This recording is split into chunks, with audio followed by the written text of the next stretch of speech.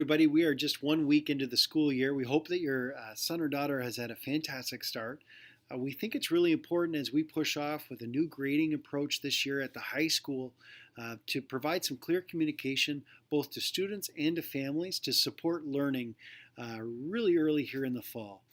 To families that have 8th and ninth grade students, you might see some common principles to things that you saw practiced at the middle school. But there are some subtle differences as well.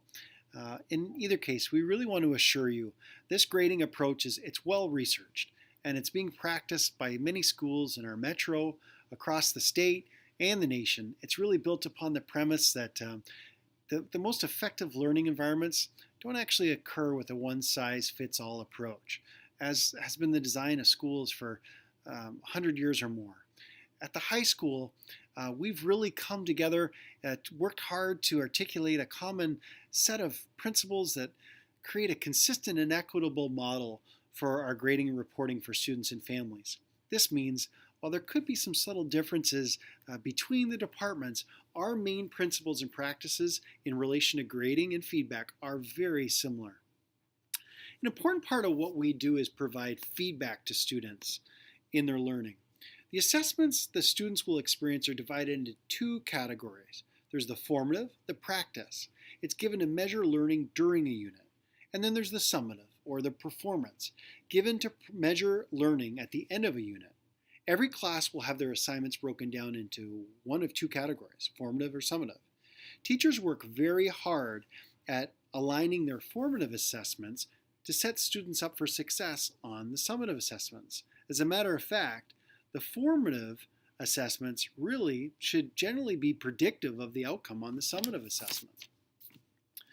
The formative assessments are weighted, as you see here, at 20% of the final grade, and summative assessments are weighted at 80% of the final grade. And again, students will be aware of the category each assessment is a part of. Another component to our grading approach that will be new for some of our students will be the process where students can retake summative assessments if they've not yet performed at the level at which they believe themselves able to. This translates into an opportunity for students to have more than one attempt on a summative assessment. Let's take a look at what this means in implementation.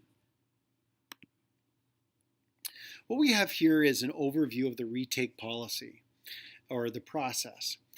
The system that many of us grew up in was we received all the material on the same day, and 2 weeks later we all tested at the same time. Schools have started to question this model and realize that it's an outdated, unrealistic approach to teaching and learning. To take 25 students on day one of a unit with all different backgrounds and abilities and different variables that emerge during the scope of a unit, both in the classroom and out, and expect them to get to the same point of mastery on the final day of the unit just is not a reality of the classroom.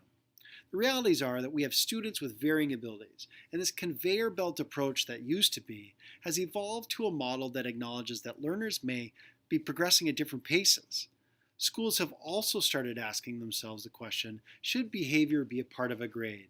If a grade is supposed to be measuring learning, where does behavior fit within that?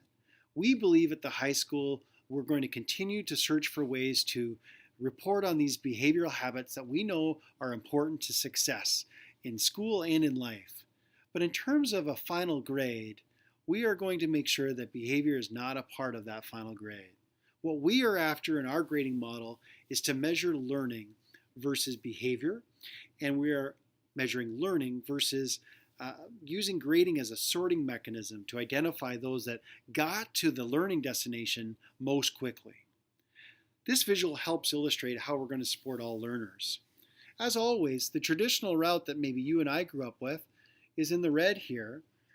Classroom, there's learning, they prepare for the assessment, they have the assessment for learning, and then a student receives the feedback. And if this is the best result, then congratulations that you've received your desired result. Reflect on your learning.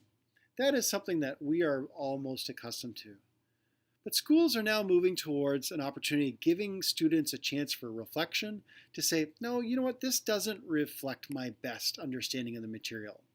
So we want to provide opportunities for students to analyze their results, reflect on their result, and connect with a teacher to identify a relearning plan where we can look at an opportunity to have targeted relearning to prepare for a successful retake on that summative.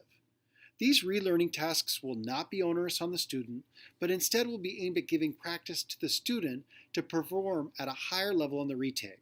The idea is to support learning, not to overwhelm students with tasks that aren't directly tied to the specific learning targets. Of course, our aim will always be to have students prepared to demonstrate mastery on the summative assessments the first time. Being prepared for events is an important life skill.